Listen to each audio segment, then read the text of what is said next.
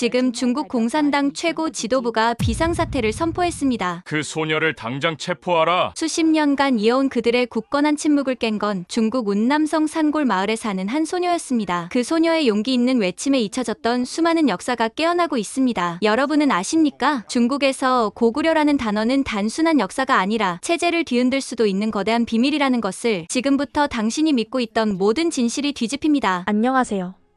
저는 중국 운남성의 작은 산골 마을에 사는 17살 소녀입니다. 제 이름은 죄송하지만 안전을 위해 가명을 쓸게요. 샤오링이라고 불러주세요. 제 인생이 완전히 뒤바뀐 그날은 증조할머니의 장례식 날이었습니다. 100여세를 사신 증조할머니는 마을에서 가장 나이 많은 어르신이셨어요. 항상 이상한 노래를 흥얼거리셨고 아무도 알아듣지 못하는 말을 중얼거리곤 하셨죠. 운남성 산골 마을의 안개는 그날따라 유독 짙었습니다. 해발 1500m 고지대에 위치한 저희 마을은 1년 중 300일은 구름 속에 잠겨 있거든요. 샤오링아, 증조할머니 방 정리 좀 도와줄래? 엄마의 부름에 저는 무거운 발걸음으로 증조할머니 방으로 향했습니다. 방에는 곰팡이 냄새와 한약재 향이 뒤섞여 있었어요. 오래된 나무 장롱, 빛바랜 이불, 그리고 벽에 걸린 낡은 자수들.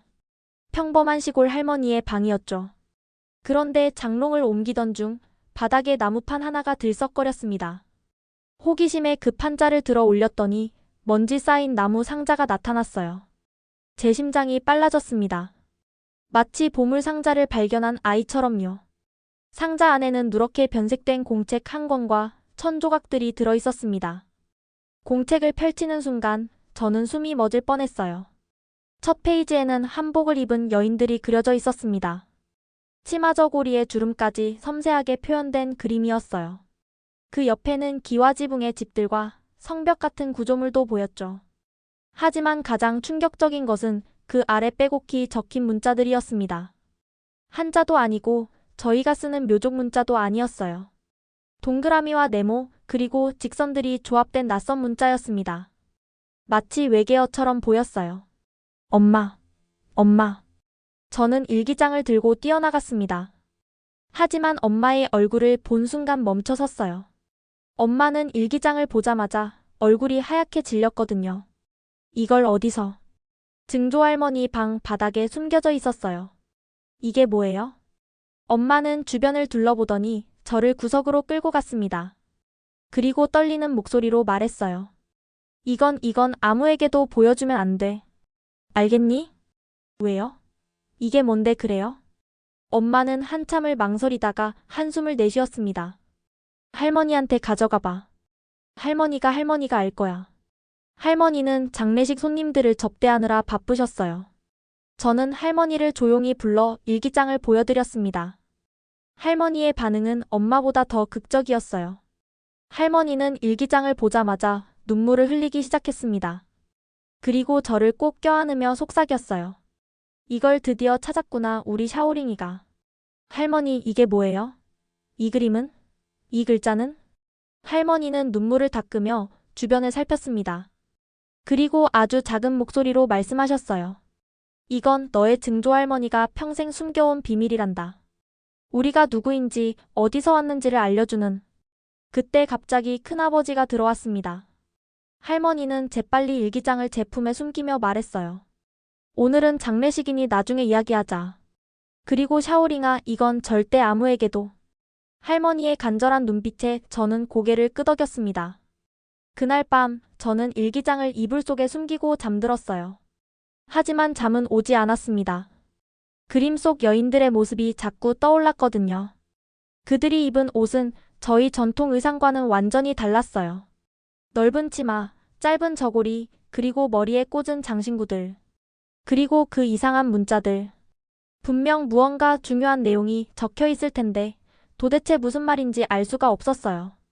다음 날 아침, 장례식이 끝나고 손님들이 모두 떠난 후 할머니가 저를 불렀습니다. 할머니는 방문을 꼭 닫고 창문까지 가린 후에야 입을 열었어요. 샤오링아, 너가 찾은 그 일기장, 그건 우리 가족의 진짜 역사란다. 진짜 역사요? 할머니는 낡은 상자에서 또 다른 물건을 꺼냈습니다. 은으로 만든 장신구였는데 거기에는 이상한 문양이 새겨져 있었어요. 태극 문양처럼 보이기도 하고 삼조고 같기도 한 독특한 디자인이었죠. 우리는 원래 묘족이 아니었어. 우리 조상들은 북쪽 아주 먼 북쪽의 큰 나라에서 왔단다. 북쪽의 큰 나라요? 중국 북쪽이요? 할머니는 고개를 저으며 더 낮은 목소리로 말했습니다. 아니, 중국이 아니야. 우리는. 그때 밖에서 발소리가 들렸어요. 할머니는 화들짝 놀라며 은장신구를 다시 숨겼습니다. 오늘은 여기까지만. 하지만 샤오링아, 기억해. 우리는 그들이 말하는 것과는 다른 사람들이란다. 언젠가 너가 준비되면 그때 모든 것을 알려주마. 할머니의 말은 수수께끼 같았습니다. 하지만 한 가지는 분명했어요. 저희 가족에게는 숨겨야만 했던 거대한 비밀이 있었고 그 비밀의 열쇠가 바로 제 손에 들려 있다는 것. 그날 밤 저는 다시 일기장을 펼쳤습니다. 그리고 스마트폰으로 그 이상한 문자들을 사진 찍어 검색해보기 시작했어요. 검색 결과는 충격적이었습니다. 그것은 한글이라는 문자였고 한국이라는 나라에서 사용하는 글자였어요. 저는 떨리는 손으로 다시 검색했습니다. 한국 한복, 한국 전통가옥. 화면에 뜬 이미지들은 일기장 속 그림과 놀라울 정도로 똑같았어요. 도대체 중국 운남성 산골 마을에 사는 저희 가족이 왜 한국과 연결되어 있는 걸까요? 그리고 왜 이것을 숨겨야만 했을까요? 저는 가슴이 두근거렸습니다. 마치 판도라의 상자를 연 것 같은 기분이었어요. 이것이 제 인생을 완전히 바꿔놓을 발견이 될 줄은 그때는 꿈에도 몰랐습니다.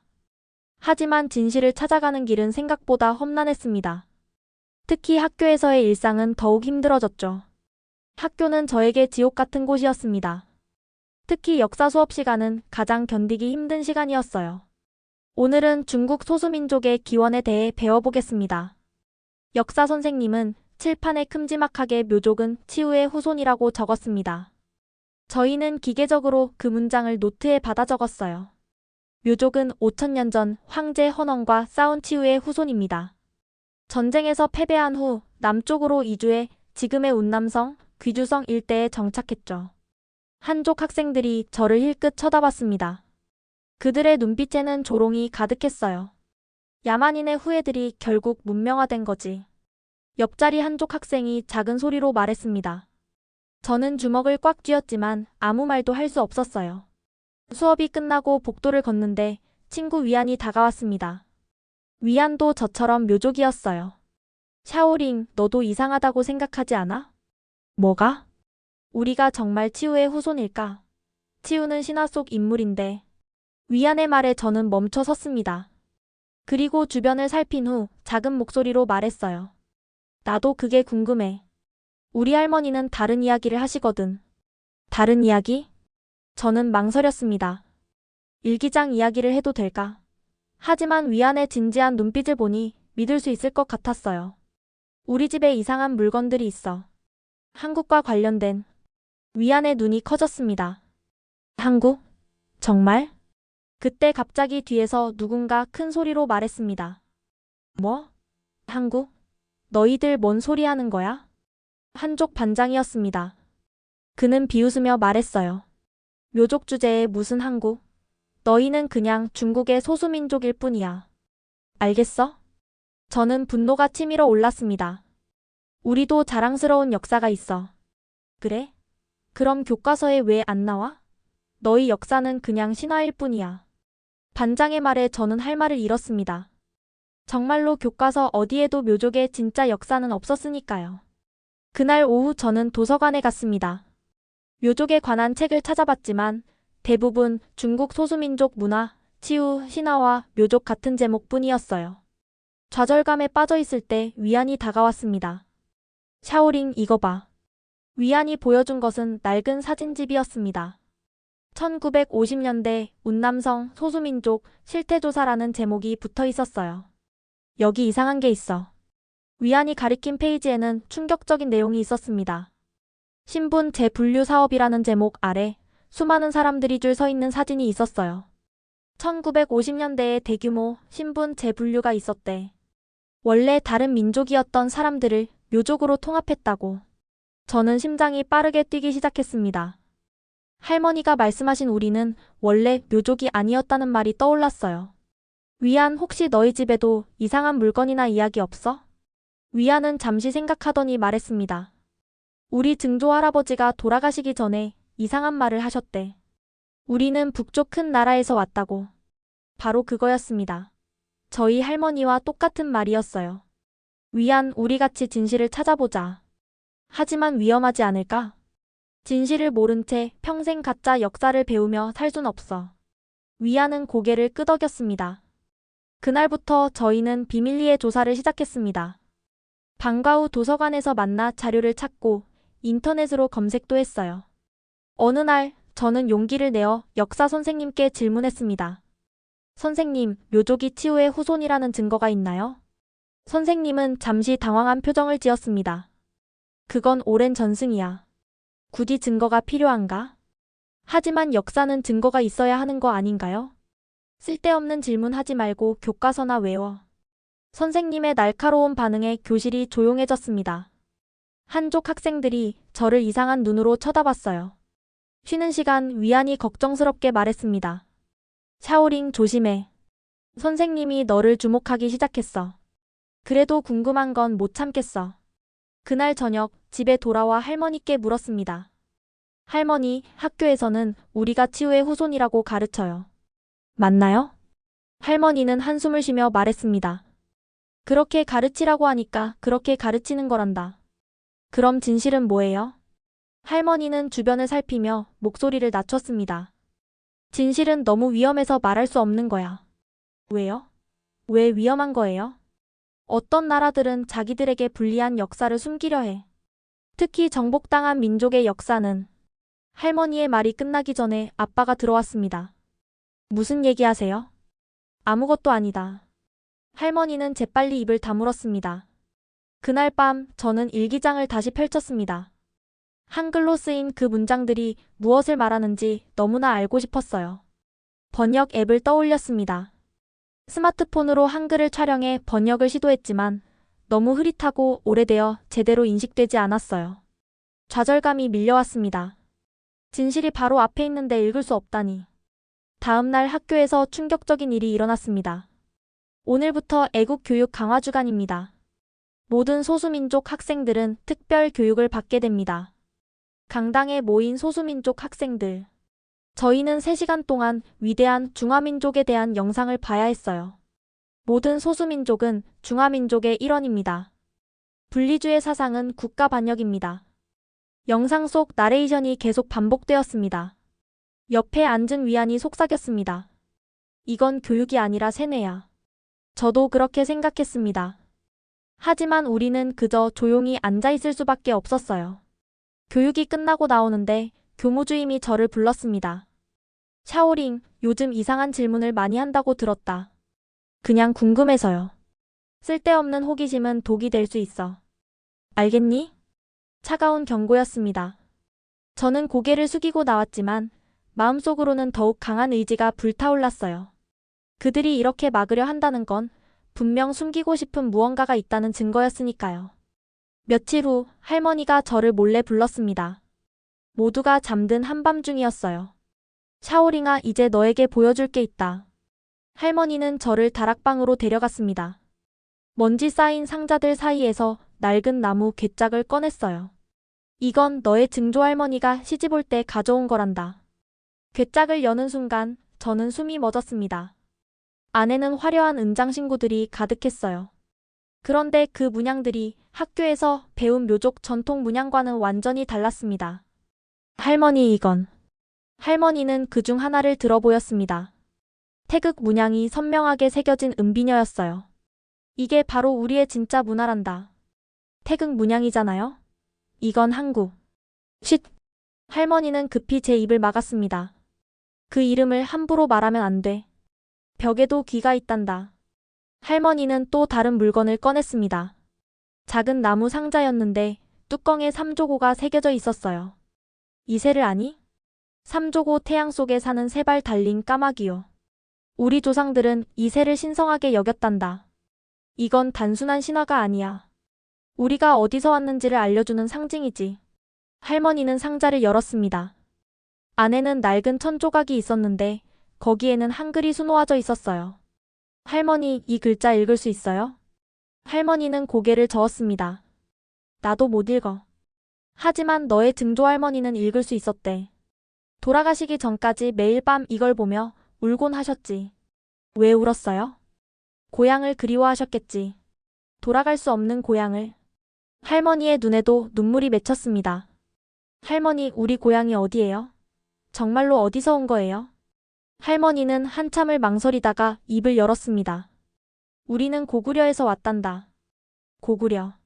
그 이름을 듣는 순간 전율이 흘렀습니다. 고구려요? 그게 뭐예요? 아주 옛날, 지금의 만주와 한반도 북부에 있었던 강대한 나라야. 우리 조상들은 그 나라의 백성이었어. 그럼 우리는 한국인이란 거예요? 정확히는 고구려인이지. 1300년 전 당나라가 고구려를 멸망시킨 후 수많은 고구려 사람들이 중국 남쪽으로 강제 이주당했어. 우리 조상도 그중 하나였고, 저는 충격으로 말을 잇지 못했습니다. 학교에서 배운 모든 것이 거짓이었다니. 그럼 왜 이걸 숨기는 거예요? 중국 정부는 고구려를 중국 역사로 만들려고 해. 그래서 고구려 유민들의 존재를 인정하지 않는 거야. 우리를 묘족으로 만든 것도 그런 이유지. 할머니는 또 다른 상자를 열었습니다. 거기에는 오래된 사진들이 있었어요. 이게 너의 증조할머니의 결혼 사진이란다. 사진 속 증조할머니는 묘족 전통 의상이 아닌 다른 옷을 입고 있었습니다. 저고리와 치마 한복이었어요. 이 사진을 누가 보면 큰일 나. 문화대혁명 때 대부분 태워졌는데 너의 증조할머니가 목숨 걸고 몇 장을 숨겨두셨어. 할머니, 그럼 우리 친척들도 다 알고 있는 거예요? 대부분은 몰라. 알아도 모른 척하고 있지. 너무 위험하니까. 할머니는 제 손을 꼭 잡았습니다. 샤오링아, 이 비밀을 아는 것도 위험하지만 모른 채 사는 것은 더 비참한 일이야. 우리가 누구인지도 모르고 죽는다는 건. 그때 갑자기 아래층에서 발소리가 들렸습니다. 할머니는 재빨리 모든 것을 숨겼어요. 가서 자거라. 그리고 오늘 본 건 절대. 네, 알아요. 방으로 돌아온 저는 잠을 이룰 수 없었습니다. 고구려, 그 이름이 계속 머릿속을 맴돌았어요. 바로 인터넷을 켰습니다. 하지만 고구려를 검색하니 접속할 수 없는 페이지라는 메시지만 떴어요. VPN을 켜고 다시 시도했습니다. 드디어 검색 결과가 나타났어요. 고구려, 기원전 37년부터 668년까지 존재한 한국의 고대 국가. 한국의 고대 국가. 우리가 정말 한국과 연결되어 있었던 거예요. 더 검색해보니 놀라운 사실들이 나왔습니다. 고구려는 700년 동안 중국의 여러 왕조와 맞서 싸운 강대국이었고 독자적인 문화와 언어를 가졌다고 했어요. 그리고 멸망 후 많은 유민들이 중국 각지로 흩어졌다는 내용도 있었습니다. 고구려 유민 강제 이주를 검색하니 더 충격적인 내용이 나왔어요. 당나라는 고구려 멸망 후 20만 호, 약 100만 명의 고구려인을 중국 내륙으로 강제 이주시켰다. 100만 명. 그 많은 사람들이 다 어디로 갔을까요? 계속 검색하다가 한 논문을 발견했습니다. 중국 남부 소수민족의 유전자 분석이라는 제목이었어요. 놀랍게도 운남성과 귀주성 일부 묘족의 유전자에서 한반도 북부 지역과 일치하는 마커가 발견되었다는 내용이었습니다. 과학적 증거까지 있었던 거예요. 저는 흥분을 감출 수 없었습니다. 당장 위안에게 메시지를 보내려다가 멈췄어요. 감시당할 수도 있으니까요. 다음 날 학교에서 위안을 만나 조용히 말했습니다. 어제 엄청난 걸 발견했어. 방과 후에 얘기하자. 그런데 수업 중에 이상한 일이 일어났습니다. 갑자기 교장 선생님이 들어왔어요. 오늘 특별 발표가 있습니다. 최근 일부 학생들 사이에 잘못된 역사 인식이 퍼지고 있다는 보고를 받았습니다. 저는 가슴이 철렁했습니다. 고구려는 중국의 지방 정권이었고 모든 소수민족은 태고부터 중화민족의 일원이었습니다. 다른 주장은 모두 분리주의적 선동입니다. 교장의 시선이 잠깐 제게 머물렀습니다.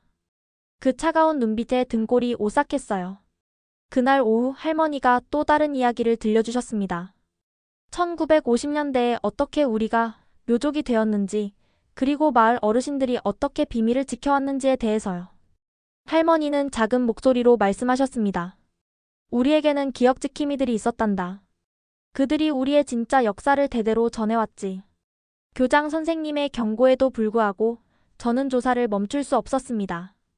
오히려 그들이 그렇게 막으려 한다는 것이 진실에 가까워지고 있다는 증거 같았어요. 그날 밤 저는 더 강력한 VPN을 설치했습니다.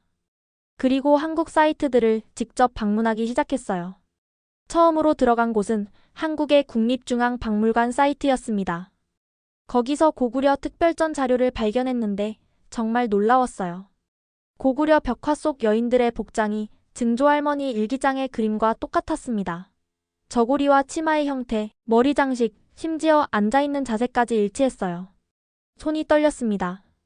이건 우연의 일치가 아니었어요. 더 검색하다가 강혜원 교수라는 이름을 발견했습니다. 서울대학교 역사학과 교수님이었는데 고구려 유민의 이동 경로라는 논문을 쓰신 분이었어요. 논문의 요약을 읽어보니 충격적인 내용이 있었습니다. 고구려 멸망 후 당나라는 고구려 유민을 조직적으로 분산시켰다. 특히 고구려 지배층과 군인 가족들은 중국 남부 오지로 이주시켜 그들의 정체성을 말살하려 했다. 운남성도 그 이주 지역 중 하나로 언급되어 있었어요. 저는 용기를 내어 강혜원 교수님께 이메일을 보내기로 했습니다. 하지만 뭐라고 써야 할지 막막했어요. 한참을 고민하다가 번역 프로그램을 켜고 조심스럽게 써내려갔습니다. 안녕하세요, 교수님. 저는 중국 운남성에 사는 17살 학생입니다. 저희 가족에게 전해지는 물건들과 이야기가 고구려와 관련이 있는 것 같아 연락드립니다. 메일을 보내고 나서 답장이 올까 반신반의했습니다. 그런데 놀랍게도 다음날 답장이 왔어요. 안녕하세요. 메일 잘 받았습니다. 매우 흥미로운 내용이네요. 가능하다면 증거 자료를 보내주실 수 있을까요? 신중하게 검토해 보겠습니다. 저는 즉시 일기장과 은장신구들을 사진 찍어 보냈습니다. 특히 한글이 적힌 부분과 삼조고 문양을 선명하게 찍으려고 노력했어요. 이틀 후 교수님의 두 번째 메일이 도착했습니다. 놀랍습니다. 보내주신 자료들은 명백한 고구려 유물의 특징을 보여주고 있습니다. 특히 한글로 쓰인 문장을 해독해보니 고향을 그리워하는 내용이었습니다. 혹시 화상통화가 가능한가요? 화상통화라니. 저는 긴장되면서도 설렜습니다. 위안과 함께 학교 컴퓨터실을 몰래 이용하기로 했어요. 점심시간, 아무도 없는 틈을 타 화상통화를 연결했습니다. 화면에 나타난 강혜원 교수님은 따뜻한 미소를 지으셨어요. 만나서 반갑습니다. 당신들의 용기에 깊은 감명을 받았어요. 교수님은 한국어로 말씀하셨지만 실시간 번역 프로그램 덕분에 이해할 수 있었습니다. 교수님, 저희가 정말 고구려 후손일까요? 보내주신 자료들을 분석해본 결과 그 가능성이 매우 높습니다. 특히 일기장의 한글 내용이 결정적이에요. 교수님은 화면에 자료를 띄우며 설명하셨습니다. 이 문장을 보세요. 우리는 북쪽 큰 나라에서 왔다. 압록강을 건너 남쪽으로 이건 고구려 유민의 이동 경로를 정확히 묘사하고 있어요. 위안이 흥분해서 물었습니다. 그럼 저희가 한국인이란 말인가요? 정확히는 고구려인의 후손이죠. 고구려는 한국 역사의 중요한 부분이지만 당신들은 1300년 동안 중국에서 살아온 독특한 정체성을 가지고 있어요. 교수님은 이어서 충격적인 사실을 알려주셨습니다. 사실 저는 10년 전부터 중국 내 고구려 유민의 흔적을 연구해 왔습니다. 그런데 중국 정부의 방해로 현지 조사를 할 수 없었어요. 당신들이 보내준 자료는 제 연구에 중요한 증거가 될 겁니다. 저희가 도울 수 있는 일이 있나요? 네, 있습니다. 마을 어르신들의 구전 이야기, 전통 노래, 특별한 풍습 같은 것들을 모두 기록해주세요. 그리고 DNA 검사가 가능하다면. 그때 갑자기 문이 열렸습니다. 컴퓨터 선생님이었어요. 너희 여기서 뭐 하는 거야? 저는 재빨리 화면을 껐습니다. 과제 조사하고 있었어요. 선생님은 의심스러운 눈빛으로 저희를 바라봤습니다. 점심시간에는 컴퓨터실 사용 금지인 거 몰라? 당장 나가. 저희는 황급히 나왔지만 가슴은 뛰고 있었어요. 드디어 진실에 가까워지고 있다는 확신이 들었거든요. 그날 저녁, 저는 할머니께 교수님과의 대화를 들려드렸습니다. 할머니, 한국 교수님이 우리가 고구려 후손일 가능성이 높대요. 할머니는 놀라면서도 걱정스러운 표정을 지었습니다. 조심해야 해. 중국 정부가 이걸 알면. 하지만 할머니, 진실은 밝혀져야 하잖아요. 할머니는 한숨을 쉬며 말씀하셨습니다. 그래, 너의 말이 맞다. 더 이상 숨기고만 살 수는 없지. 그리고 할머니는 놀라운 이야기를 들려주셨습니다. 사실 우리 마을에는 너처럼 진실을 찾으려는 젊은이들이 더 있단다. 다만 모두 조심스럽게 움직이고 있을 뿐이지. 정말요? 누구예요? 때가 되면 알게 될 거야. 지금은 너가 할 일에 집중해. 다음 날, 저는 마을 어르신들을 찾아다니기 시작했습니다. 첫 번째로 만난 분은 90세의 왕 할아버지였어요. 처음엔 경계하셨지만 제가 진심으로 우리 역사를 알고 싶어 한다는 걸 아시고는 조금씩 이야기를 들려주셨습니다. 우리 아버지가 그러셨어. 우리 조상은 북쪽에서 왔는데 그곳엔 큰 강이 2개 있었다고. 겨울엔 강이 얼어서 걸어서 건널 수 있었대. 압록강과 두만강. 고구려의 국경이었던 강들이었어요. 또 다른 할머니는 오래된 노래를 들려주셨습니다. 아리랑 아리랑 아라리요. 놀랍게도 그 멜로디는 제가 인터넷에서 들은 한국의 아리랑과 비슷했어요. 저는 이 모든 것을 녹음하고 기록했습니다. 그리고 강혜원 교수님께 보냈어요. 교수님의 답장은 감동적이었습니다. 1300년의 세월을 넘어 당신들의 목소리를 듣게 되어 가슴이 벅찹니다. 이것은 단순한 역사 연구가 아니라 잃어버린 동포를 찾는 일입니다. 마을 축제 준비가 한창이던 날, 저는 놀라운 발견을 하게 되었습니다. 매년 봄에 열리는 전통 축제인데 저는 늘 그저 묘족 축제라고만 생각했어요. 하지만 이제는 다른 눈으로 보이기 시작했습니다. 샤오링 와서 춤 연습 도와줘. 마을 청년회에서 부름을 받고 갔더니 전통 춤을 연습하고 있었어요. 그런데 그 춤 동작이, 이 춤의 이름이 뭐예요? 칼춤이라고 해. 옛날부터 전해져 내려온 거야. 칼춤. 저는 즉시 스마트폰으로 검색했습니다. 놀랍게도 고구려에도 칼춤이 있었고 그 동작이 우리 마을 춤과 매우 유사했어요. 특히 칼을 머리 위로 돌리는 동작과 한 발로 뛰며 회전하는 동작이 똑같았습니다. 언니, 이 춤에 대한 이야기 있어요?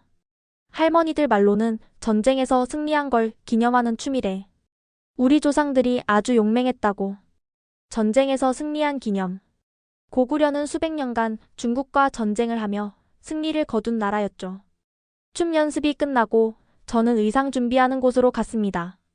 축제 때 입을 전통 의상들이 걸려 있었는데 자세히 보니 놀라운 점들이 있었어요.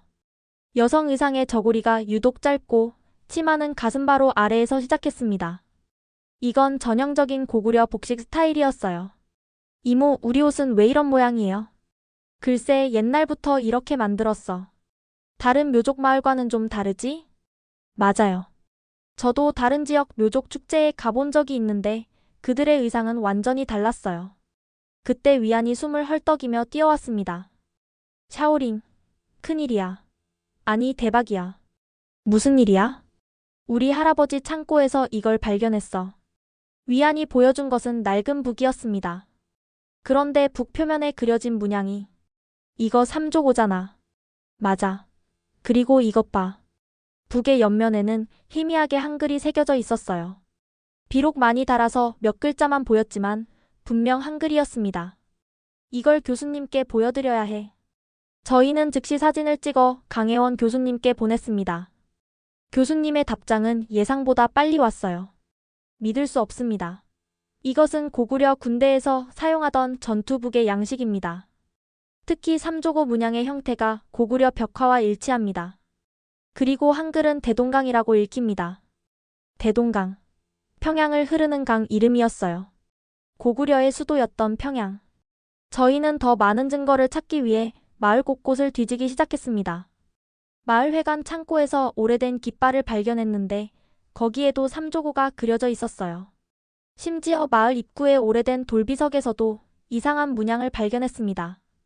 사람들은 그냥 장식이라고 생각했지만 자세히 보니 고구려 고분 벽화에 나오는 사신도와 비슷했어요. 저녁이 되어 집에 돌아왔을 때 할머니가 심각한 표정으로 저를 기다리고 있었습니다. 샤오링, 너희들이 마을에서 뭔가 찾아다닌다는 소문이 났어. 할머니, 조심해야 해. 하지만 이왕 시작한 거 제대로 하려면 이걸 봐야겠다. 할머니는 저를 마을 뒷산으로 데려갔습니다. 한참을 올라가니 숲속에 숨겨진 작은 사당이 나타났어요. 여기는 우리 조상을 모시는 곳이야. 공식적으로는 없는 곳이지. 사당 안으로 들어가니 놀라운 광경이 펼쳐졌습니다. 제단에는 한복을 입은 인물 초상화가 걸려 있었고 그 앞에는 한글로 쓰인 위패들이 놓여 있었어요. 할머니, 이건 300년 전부터 우리 마을 사람들이 몰래 지켜온 거야. 정부에서 여러 번 없애려 했지만 우리는 계속 다시 만들었지. 저는 위패를 자세히 봤습니다. 비록 한글을 완전히 읽을 수는 없었지만 교수님께 보여드리면 해독할 수 있을 거예요. 할머니, 사진 찍어도 돼요? 그래, 이제는 때가 된 것 같구나. 사진을 찍으면서 저는 눈물이 났습니다. 300년 동안 조상을 잊지 않으려고 목숨 걸고 지켜온 우리 선조들의 마음이 느껴졌어요. 다음 날 축제 리허설이 있었습니다. 그런데 이상한 일이 벌어졌어요. 마을 어르신들이 부르는 제사 노래를 듣는데 그 멜로디가 나 찍었습니다. 아리랑이었어요. 가사는 중국어로 바뀌었지만 멜로디는 분명 아리랑이었습니다. 할아버지, 이 노래는 언제부터 부른 거예요? 모르지, 아주 오래전부터야. 우리 할아버지의 할아버지도 불렀다고 하니. 저는 녹음을 했습니다. 그리고 한국의 여러 지역 아리랑과 비교해봤어요. 놀랍게도 우리 마을 버전은 정선 아리랑과 가장 비슷했습니다. 정선은 강원도 지역인데 고구려 영토였던 곳이죠. 위안도 중요한 발견을 했습니다. 샤오링, 우리 할아버지가 드디어 말씀해 주셨어. 뭘? 1950년대에 정부에서 대대적인 민족 재분류 사업을 했대. 그때 우리 마을 사람들은 원래 고려인으로 분류되어 있었는데 강제로 묘족으로 바뀌었다고. 고려인, 고구려 사람을 뜻하는 말이었어요. 증거가 있어? 할아버지가 옛날 호적 서류를 보여주셨어. 거기에 분명히 고려족이라고 적혀 있었어. 우리는 그 서류도 사진으로 찍었습니다. 증거가 쌓여갈수록 진실은 더욱 명확해졌어요. 우리는 고구려의 후손이었고 중국 정부는 그것을 조직적으로 숨겨왔던 것입니다. 축제가 끝난 다음 날 마을에서 가장 나이 많은 류 할머니가 저를 부르셨습니다.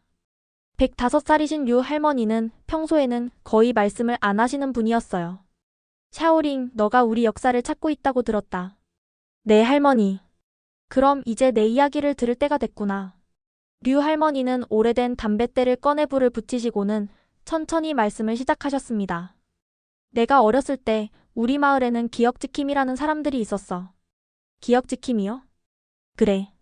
우리의 진짜 역사를 기억하고 전달하는 사람들이지. 정부에서 우리 정체성을 지우려 할 때 그들이 목숨 걸고 지켜냈어. 류 할머니는 낡은 상자를 꺼내셨습니다. 그 안에는 누런 종이 뭉치가 있었어요. 이게 뭐예요? 우리 마을의 족보야. 진짜 족보. 종이를 펼쳐보니 한자와 한글이 섞여 있었습니다. 그리고 맨 위에는 고구려국 평양성 출신이라고 적혀 있었어요. 할머니, 이거. 668년 고구려가 멸망할 때 우리 조상은 고구려 장군이었어. 당나라 군대에 끝까지 저항하다가 포로가 되었고 가족과 함께 이곳으로 끌려왔지. 류 할머니는 족보를 넘기며 이름들을 짚어주셨습니다. 여기 보면 대대로 두 개의 이름을 가졌어. 하나는 중국식 이름, 하나는 고구려식 이름. 정말이었습니다. 각 사람마다 두 개의 이름이 적혀 있었어요. 1950년대에 정부에서 우리를 묘족으로 만들 때 많은 사람들이 저항했어. 그때 마을 지도자들이 비밀리에 모여서 결정했지. 겉으로는 묘족이 되지만 속으로는 우리 정체성을 지키자고. 어떻게 지켰어요? 우리만의 암호를 만들었어. 축제 춤 속에, 노래 속에, 심지어 요리법 속에도 우리 역사를 숨겼지. 류 할머니는 또 다른 종이를 보여주셨습니다. 거기에는 이상한 그림들이 그려져 있었어요. 이게 암호야. 예를 들어 이 무늬는 고구려를 뜻하고 이 무늬는 평양을 뜻해. 저는 놀라서 입이 벌어졌습니다. 우리가 평소에 아무 생각 없이 보던 전통 문양들이 사실은 암호였다니. 그럼 우리 옷에 있는 무늬도. 그래, 모두 의미가 있어. 너가 축제 때 입은 옷의 소매 문양은 압록강을 뜻한단다. 위안도 숨을 죽이고 듣고 있었습니다. 할머니, 그럼 마을 사람들이 다 알고 있는 거예요? 아니야. 지금은 나 같은 늙은이 몇 명만 알고 있어. 젊은 세대에게 전하려 했지만 너무 위험했거든. 류 할머니는 갑자기 제 손을 꽉 잡았습니다. 하지만 이제는 네가 나타났구나. 스스로 진실을 찾는 아이가. 그때 밖에서 발소리가 들렸습니다. 마을 촌장과 몇몇 어르신들이 들어왔어요. 류 할머니, 무슨 말씀을 하시는 거예요? 촌장의 표정이 심각했습니다. 이제는 때가 됐어. 아이들에게 진실을 알려줘야 해. 하지만 위험합니다. 정부에서 알면. 그때 놀라운 일이 벌어졌습니다. 촌장이 갑자기 한국어로 말했어요. 우리가 누구인지 잊으면 안 됩니다. 비록 발음은 이상했지만 분명 한국어였습니다. 촌장님, 한국어를 할 줄 아세요? 촌장은 쓴웃음을 지었습니다. 몇 마디뿐이야. 우리 아버지가 가르쳐 주셨지. 우리는 고구려 사람이다. 잊지 말아라, 이런 말들. 다른 어르신들도 하나둘씩 고백하기 시작했습니다. 나도 어렸을 때 할머니가 한국 노래를 불러주셨어. 우리 집에도 한글로 쓴 편지가 있어. 매년 제사 때 몰래 한국식으로 절을 했지. 저는 감동으로 눈물이 났습니다. 우리 마을 전체가 300년 동안 비밀을 지켜온 거예요. 류 할머니가 말씀하셨습니다. 이제 너희들이 우리의 이야기를 세상에 알릴 때야. 우리 세대는 숨기는 것밖에 할 수 없었지만 너희는 다르잖니. 촌장이 걱정스럽게 말했습니다. 하지만 아직도 위험해요. 특히 최근에 정부의 감시가 심해지고 있어요.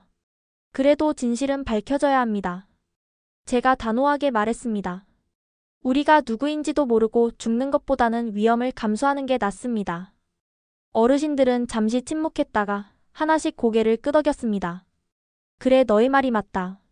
더 이상 숨기고만 살 수는 없지. 그날부터 마을의 비밀 기록들이 하나둘씩 공개되기 시작했습니다. 누군가는 다락방에 숨겨둔 고구려 갑옷 조각을 가져왔고 누군가는 한글로 쓴 일기를 꺼냈습니다. 가장 놀라운 것은 마을 의사 선생님이 가져온 것이었어요. 이건 우리 마을 사람들의 DNA 검사 결과야. 몰래 한국 연구소에 보냈었지. 결과는 충격적이었습니다. 우리 마을 사람들의 70%가 한반도 북부 지역과 일치하는 유전자를 가지고 있었어요. 과학적 증거까지 나온 거예요. 저는 이 모든 자료를 정리해서 강혜원 교수님께 보냈습니다. 교수님의 답장은 즉시 왔습니다. 이것은 역사적 대발견입니다. 1300년 만에 고구려 유민의 직계 후손을 찾은 거예요. 이 자료들을 바탕으로 국제학회에 발표하고 싶습니다. 동의해 주시겠습니까? 저는 마을 어르신들과 상의했습니다. 국제학회라면 중국 정부도 쉽게 막을 수 없을 거야. 그래, 이제는 세상에 알릴 때야. 우리는 동의했습니다. 그리고 며칠 후 더 놀라운 소식이 왔습니다. 한국의 한 방송국에서 우리 마을을 취재하고 싶다는 거예요. 한국 방송국과의 접촉은 극비리에 진행되었습니다. 강혜원 교수님이 중간에서 다리 역할을 해주셨어요. 중국 당국의 감시를 피하기 위해 모든 연락은 암호화된 메신저를 통해 이루어졌습니다. 샤오링 준비됐니? 위안이 긴장한 표정으로 물었습니다. 오늘은 한국 다큐멘터리 PD인 박시우 씨와 첫 화상 미팅을 하는 날이었어요. 우리는 마을에서 30km 떨어진 도시의 한 PC방을 찾았습니다. 마을에서 하면 감시받을 위험이 있었거든요. 화면이 연결되자 젊은 남자가 나타났습니다. 안녕하세요. 만나서 정말 반갑습니다. 저는 KBC 방송국의 박시우입니다. 교수님이 통역을 해주셨지만 이상하게도 그의 목소리를 듣는 순간 눈물이 났어요. 안녕하세요. 저는 샤오링입니다. 샤오링 씨, 그리고 위안 씨, 여러분의 용기에 정말 감사드립니다. 1300년 만에 잃어버린 동포를 찾은 기분입니다. 박 PD는 화면으로 자료를 보여주며 설명했습니다. 저희가 샤오링 씨가 보내준 자료들을 전문가들과 분석했습니다. 정말 놀라운 발견이에요. 특히 그 족보는 고구려사 연구의 획기적인 자료가 될 겁니다. 정말요? 네. 그리고 DNA 검사 결과도 확인했습니다. 여러분은 분명히 고구려인의 후손이 맞습니다.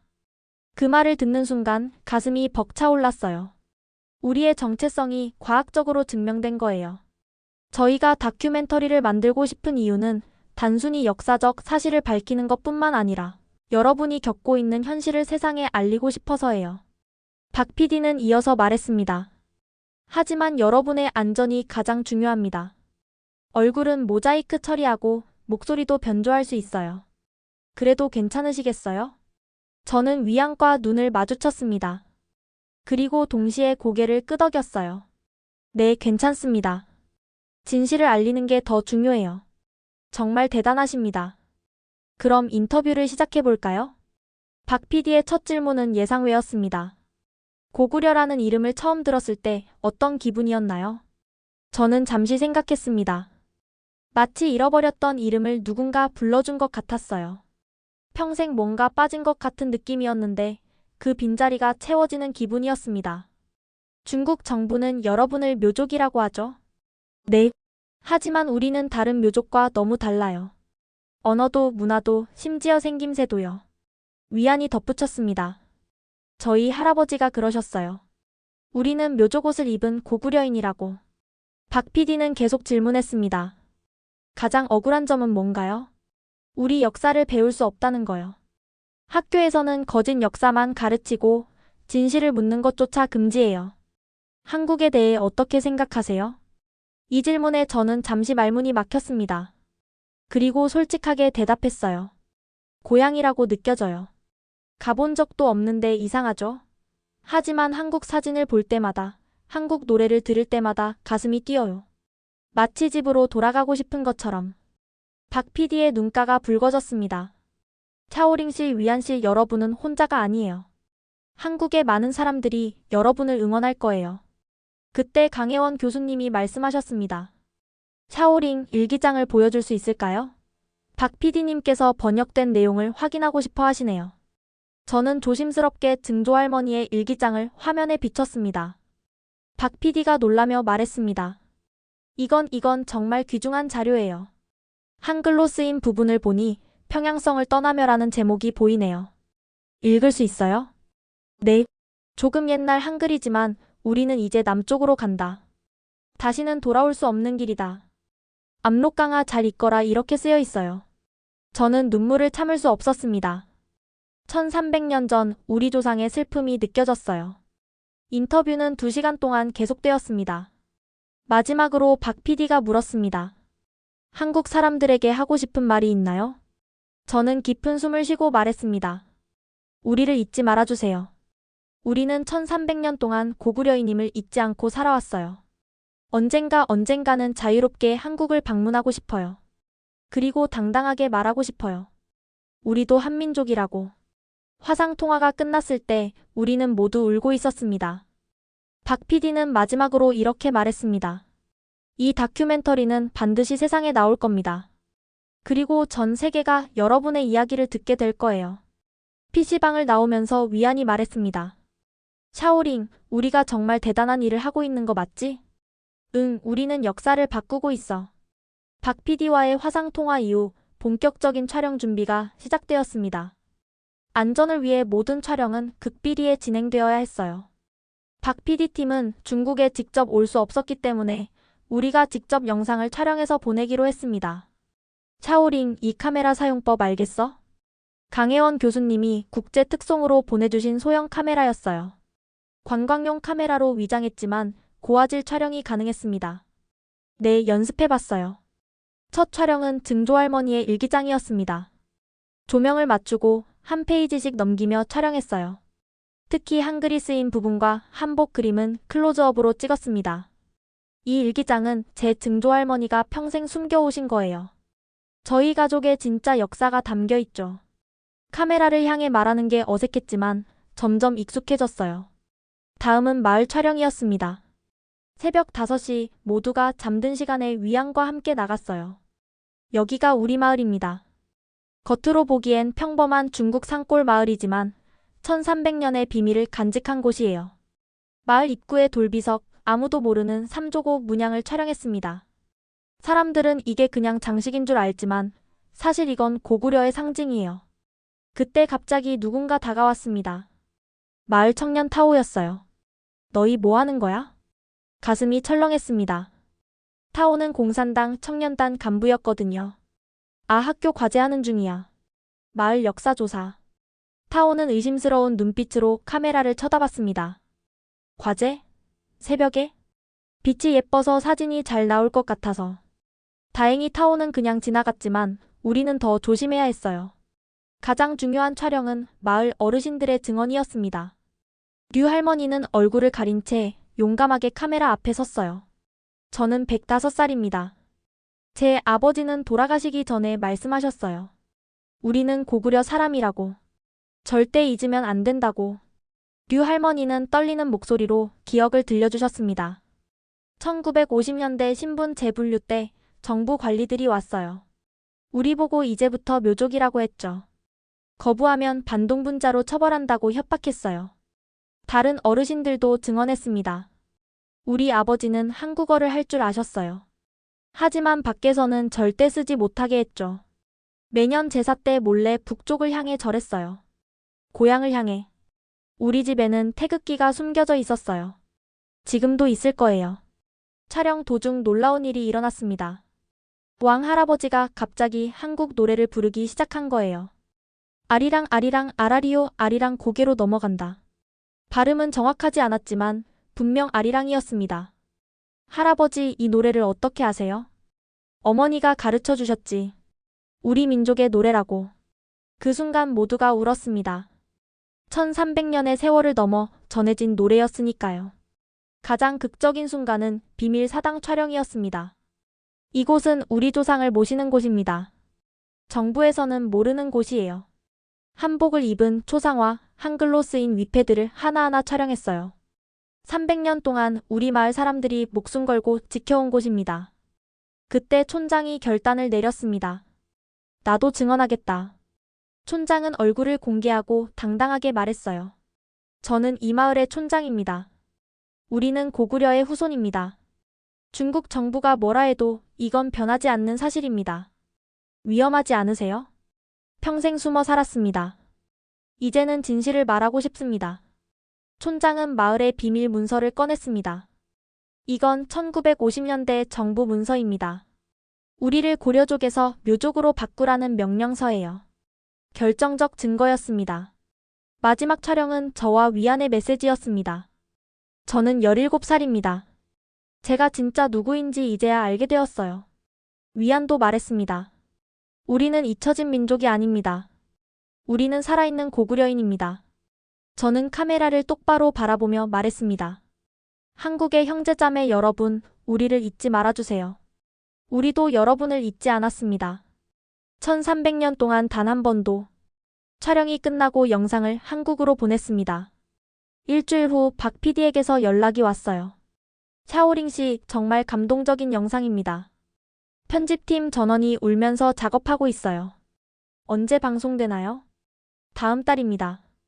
제목은 1300년 만의 귀향, 운남성 고구려 마을로 정했어요. 가슴이 두근거렸습니다. 드디어 우리 이야기가 세상에 나가는 거예요. 그런데 며칠 후 이상한 일들이 일어나기 시작했습니다. 학교에서 갑자기 저를 불렀어요. 샤오링, 요즘 이상한 활동을 한다는 보고를 받았다. 교무주임의 차가운 눈빛이 저를 꿰뚫었습니다. 무슨 활동이요? 외국과 연락한다고 들었는데? 그런 적 없어요. 거짓말하지 마. 우리가 다 알고 있어. 그날부터 감시가 시작되었습니다. 학교 가는 길, 집에 오는 길, 항상 누군가 따라다녔어요. 위안도 똑같은 상황이었습니다. 샤오링, 우리 집에 공안이 찾아왔어. 부모님이 엄청 혼났대. 우리 집도 그래. 하지만 이미 영상은 한국에 도착했고 편집이 거의 끝나가고 있었어요. 그리고 드디어 그날이 왔습니다. 방송 당일 우리는 VPN을 통해 한국 방송을 시청했어요. 화면에 우리 마을이 나타났고 우리의 목소리가 흘러나왔습니다. 우리는 고구려의 후손입니다. 비록 얼굴은 모자이크 처리되었지만 우리의 진실은 선명했어요. 방송이 끝나자마자 한국에서는 폭발적인 반응이 일어났습니다. 우리의 잃어버린 동포를 찾았다. 1300년 만의 기적. 눈물 없이 볼 수 없는 사연. 수천 개의 댓글이 달렸고 순식간에 조회수 100만을 넘었어요. 다큐멘터리가 방송된 후 예상치 못한 일이 일어났습니다. 중국 전역의 묘족 젊은이들로부터 메시지가 쏟아지기 시작한 거예요.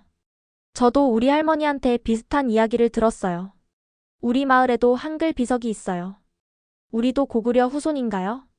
운남성뿐만 아니라 귀주성, 광시성, 심지어 스촨성에서도 연락이 왔어요.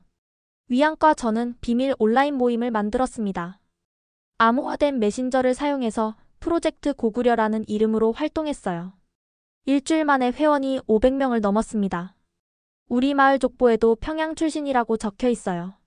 사천성의 멍이라는 친구가 보낸 사진이었어요. 우리 증조 할아버지가 남긴 그림이에요. 한복 아닌가요? 광시성의 샤오리가 보낸 그림은 정말 한복을 입은 사람들이었어요. 각자의 마을에서 증거를 수집하기 시작했습니다. 그런데 더 놀라운 건 한국에서의 반응이었어요. 한국 정부 차원에서 고구려 유민연구특별위원회가 구성되었다는 뉴스가 전해졌습니다. 강혜원 교수님이 위원장이 되셨고 여러 전문가들이 참여했대요. 샤오링 이것 봐. 위안이 보여준 것은 한국 국회에서 열린 토론회 영상이었어요. 한 국회의원이 열정적으로 연설하고 있었습니다. 1300년 전 잃어버린 우리 동포들이 아직도 그곳에 있습니다. 우리가 손 내밀어야 합니다. 청중들의 박수가 터져 나왔어요. 며칠 후 더 큰 뉴스가 왔습니다. 유엔 인권위원회에서 이 문제를 다루기로 했다는 거예요. 소수민족의 문화적 정체성 보호라는 안건으로요. 중국 정부는 발칵 뒤집혔습니다. 학교에서는 특별 교육이 강화되었어요. 최근 외부 세력이 우리 민족 단결을 해치려 하고 있습니다. 현혹되지 마십시오. 하지만 이미 불신은 번지고 있었어요.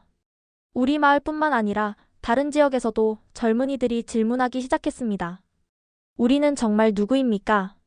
왜 우리의 진짜 역사를 가르치지 않습니까? 그러던 어느 날 충격적인 일이 일어났습니다. 베이징의 한 대학생이 천안문 광장에서 1인 시위를 한 거예요. 나는 고구려인이다 라는 팻말을 들고요. 비록 10분 만에 체포되었지만 그 사진은 이미 전 세계로 퍼졌습니다. 우리 모임의 분위기는 뜨거워졌어요. 우리도 뭔가 해야 해. 하지만 너무 위험해. 의견이 갈렸습니다. 그때 류 할머니가 우리를 찾아왔어요. 얘들아, 혁명은 총으로 하는 게 아니란다. 할머니? 조용한 저항이 더 강력할 때가 있어. 우리가 300년 동안 그래왔듯이. 류 할머니의 제안은 간단했습니다. 각자의 자리에서 우리 문화를 지키고 전파하자는 것. 노래를 부르고 춤을 추고 우리 옷을 입어. 그게 저항이야. 그날부터 조용한 변화가 시작되었어요. 학교에서 점심시간에 아리랑을 흥얼거리는 학생들이 생겼고 전통 축제 때 몰래 태극 문양을 그려 넣는 사람들이 나타났어요. SNS에는 샵 우리는 고구려인 해시태그가 돌기 시작했습니다. 비록 금방 삭제되었지만 계속 다시 올라왔어요. 가장 극적인 순간은 우리 마을 축제날이었습니다. 갑자기 젊은이들이 모두 같은 옷을 입고 나타난 거예요. 자세히 보니 옷에 작은 3족5 배지가 달려 있었습니다. 당 간부들은 당황했지만 뭐라 할 수도 없었어요. 그냥 장식이라고 우기면 그만이니까요. 춤을 출 때도 변화가 있었습니다. 전통 춤 동작 사이에 태권도 동작을 살짝 섞어 넣었어요. 관광객들은 몰랐지만 우리는 알았죠. 이게 우리의 저항이라는 걸. 한국에서도 응원이 이어졌습니다. 고구려 마을 돕기 캠페인이 시작되어 후원금이 모이기 시작했어요. 한국 대학생들은 고구려 유민 알리기 플래시몹을 했고 유명 가수들이 아리랑을 리메이크해서 우리에게 바쳤어요. 특히 감동적이었던 건 한국의 한 할머니가 보낸 편지였어요. 나도 북한이 고향인 실향민입니다. 여러분의 마음을 압니다. 언젠가 꼭 만나요. 우리는 그 편지를 읽으며 모두 울었어요. 그런데 중국 정부의 대응도 점점 강해졌습니다. 마을에 감시 카메라가 설치되고 외부인 출입이 제한되었어요. 인터넷은 더욱 강하게 검열되었고 VPN 사용자는 처벌한다는 경고가 내려왔습니다. 학교에서는 매일 애국 교육을 했고 분리주의는 범죄라는 구호를 외치게 했어요. 압박은 점점 심해졌지만 우리의 의지는 꺾이지 않았습니다. 오히려 더 단단해졌어요. 왜냐하면 이제 우리는 혼자가 아니었으니까요. 중국 전역의 고구려 후손들 그리고 한국의 수많은 사람들이 우리와 함께였으니까요. 다큐멘터리 방송 한 달 후 본격적인 탄압이 시작되었습니다. 어느 날 아침 학교에 가니 분위기가 이상했어요. 교문 앞에 공안 차량이 서 있었고 낯선 사람들이 학생들을 지켜보고 있었습니다. 전교생은 강당으로 모이세요. 교장 선생님 옆에는 정부 관리들이 서 있었어요. 최근 우리 학교 일부 학생들이 외국 세력과 결탁해 국가 분열 활동을 했다는 보고를 받았습니다. 심장이 쿵쾅거렸습니다. 해당 학생들은 스스로 자수하면 관대하게 처리하겠습니다. 하지만 끝까지 숨긴다면 그날부터 1대1 면담이 시작되었어요. 샤오링, 네가 한국과 연락했다는 걸 우리는 알고 있어. 증거가 있나요? 증거? 우리가 증거가 필요한 줄 아니? 협박과 회유가 계속되었습니다. 네가 협조하면 베이징 대학 특별 전형을 보장하겠다. 생각할 시간을 주세요. 집에 돌아오니 부모님의 얼굴이 창백했어요. 샤오링아, 아빠 회사에서 경고를 받았어. 아빠 때문에? 네가 계속 이런 일을 하면 아빠는 직장을 잃게 될 거야. 엄마는 울면서 말했어요.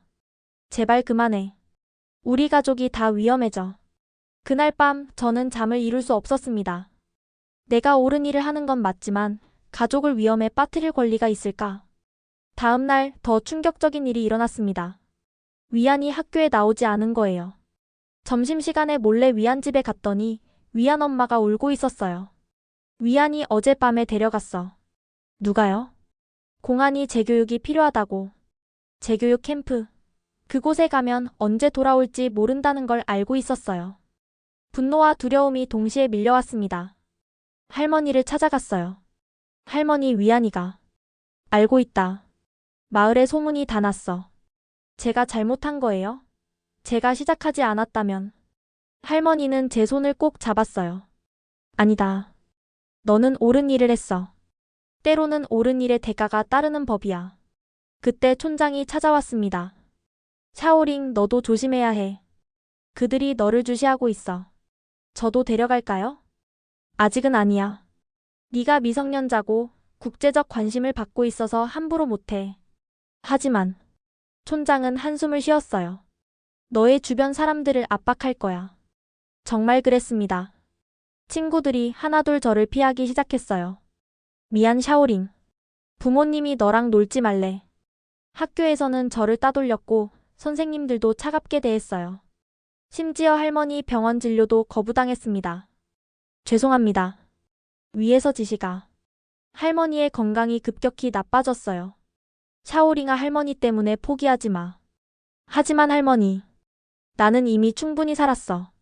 하지만 너희는 미래가 있잖니. 그러던 중 강혜원 교수님으로부터 비밀 메시지가 왔어요. 샤오링, 괜찮니?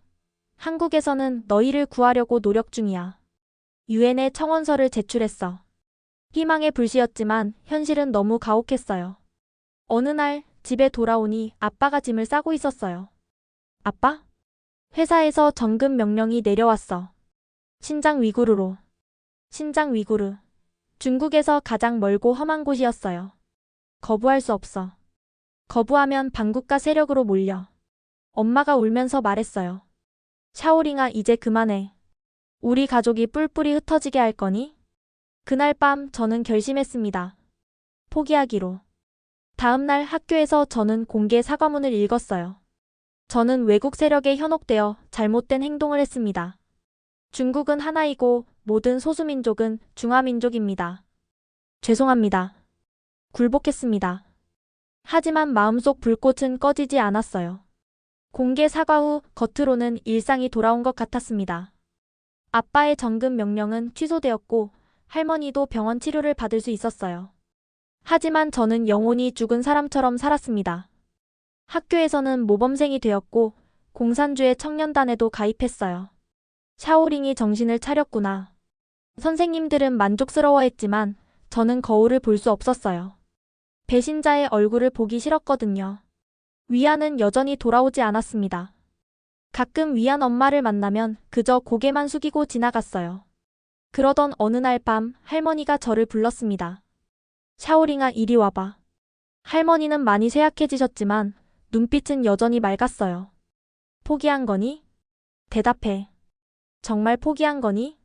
할머니, 저 때문에 모두가 고통받았어요. 할머니는 제 손을 잡고 무언가를 쥐어주셨어요. 작은 열쇠였습니다. 이게 뭐예요? 너의 증조할머니가 남긴 마지막 선물이야. 마지막 선물? 다락방 구석 세 번째 기둥 뒤를 찾아봐. 며칠 후 할머니는 돌아가셨습니다. 마지막까지 저를 격려하시며 떠나셨어요. 새벽 모두가 잠든 시간에 다락방으로 올라갔습니다. 세 번째 기둥 뒤를 더듬거리니 작은 금속 상자가 만져졌어요. 열쇠로 열어보니 숨이 멎을 것 같았습니다. 증조 할머니의 진짜 일기장이었어요. 앞에 발견한 것은 일부였고 이게 완전한 버전이었던 거예요. 그리고 놀랍게도 마지막 부분은 한글이 아닌 중국어로 쓰여 있었습니다. 번역해 놓은 거였어요. 668년 우리는 평양을 떠났다. 당나라 군대에 끌려 남쪽으로. 우리는 고구려 최후의 전사들이었다. 장군님은 마지막까지 싸우다 전사하셨고 우리 가족만 살아남았다. 언젠가 후손들이 이 글을 읽는다면 기억하라. 우리는 고구려인이다.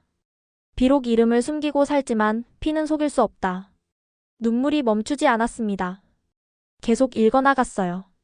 1950년 공산 정부가 우리를 묘족으로 만들었다. 거부하면 죽는다고 했다. 우리는 살기 위해 굴복했다. 하지만 아이들에게는 진실을 전했다. 언젠가는 자유롭게 우리가 누구인지 말할 날이 올 거라 믿으며. 마지막 페이지에는 충격적인 내용이 있었습니다. 우리 마을만이 아니다. 중국 전역에 수백만의 고구려 후손이 있다. 정부는 이것을 알고 있다. 그래서 우리를 흩어놓고 서로 다른 소수민족으로 분류했다. 하지만 우리는 연결되어 있다. 같은 노래, 같은 춤, 같은 기억으로. 저는 일기장을 품에 안고 흐느꼈습니다. 포기할 수 없었어요. 이건 단지 제 이야기가 아니라 수백만 동포의 이야기였으니까. 다시 용기를 내야 했습니다. 하지만 이번에는 다르게. 더 조용히, 더 영리하게. 저는 일기장을 사진으로 찍어 여러 부분으로 나눴어요. 그리고 암호화해서 조금씩 한국어로 보내기 시작했습니다. 표면적으로는 완전히 굴복한 모범생이었지만 밤마다 저는 진실을 세상에 전하고 있었어요. 그리고 놀라운 소식이 왔습니다. 위안이 편지를 보낸 거예요. 샤오링, 나는 괜찮아. 여기서도 우리를 지지하는 사람들을 만났어. 포기하지 마. 위안도 포기하지 않았구나. 희망이 다시 피어올랐습니다. 증조 할머니의 완전한 일기장이 한국에 도착한 후 국제사회가 들썩이기 시작했습니다. 강혜원 교수님이 UN 인권위원회에서 특별 발표를 했어요. 1300년 전 강제 이주된 고구려 유민의 직계 후손들이 아직도 자신들의 정체성을 지키며 살고 있습니다. 증조 할머니의 일기장은 결정적 증거가 되었어요. 한국 대통령까지 나섰습니다. 우리는 잃어버린 동포들을 잊지 않았습니다. 그들의 문화적 권리가 보장되어야 합니다. 중국 정부는 강하게 반발했지만 국제 여론은 우리 편이었어요. 그런데 정말 놀라운 일이 일어났습니다. 중국 내에서도 변화가 시작된 거예요. 베이징의 한 대학 교수가 공개 성명을 발표했습니다. 역사의 진실을 숨기는 것은 학문에 대한 모독입니다.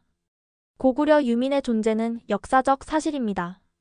비록 그 교수는 즉시 해임되었지만 용기 있는 목소리는 계속 나왔어요. 상하이의 한 변호사는 이렇게 말했습니다.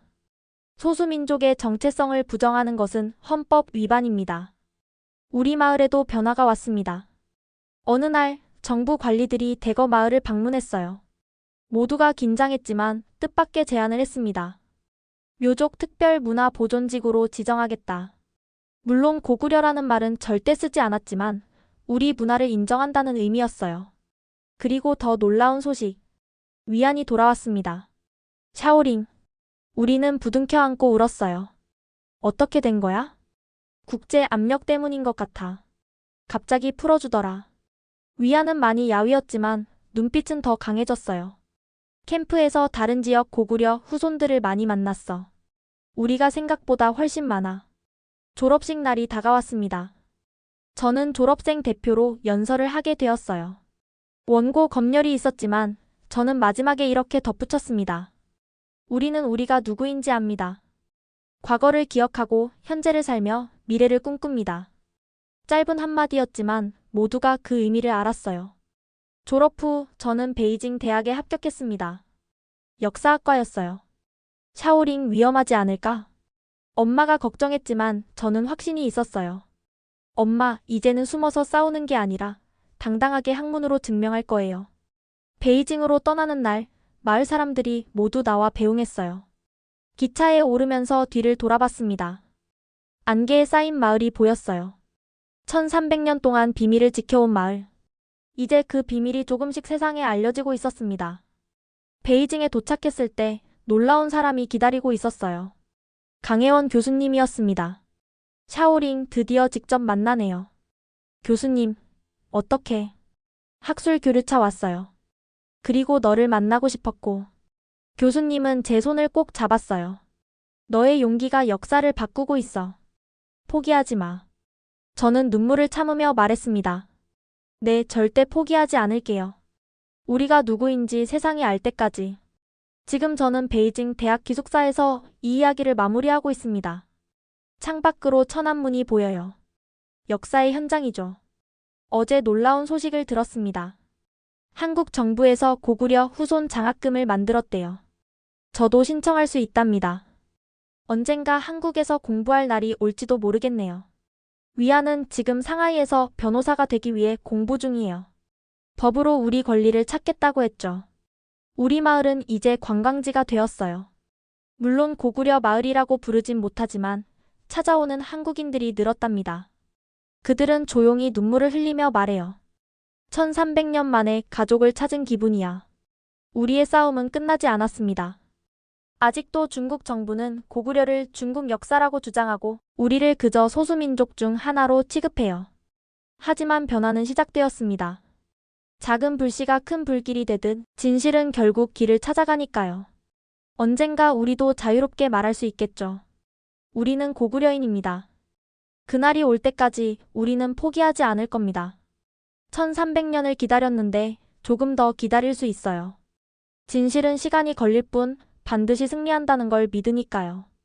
여러분, 이 이야기를 들어주셔서 감사합니다. 그리고 부탁드립니다. 우리를 잊지 말아주세요. 우리도 여러분을 1300년 동안 잊지 않았듯이.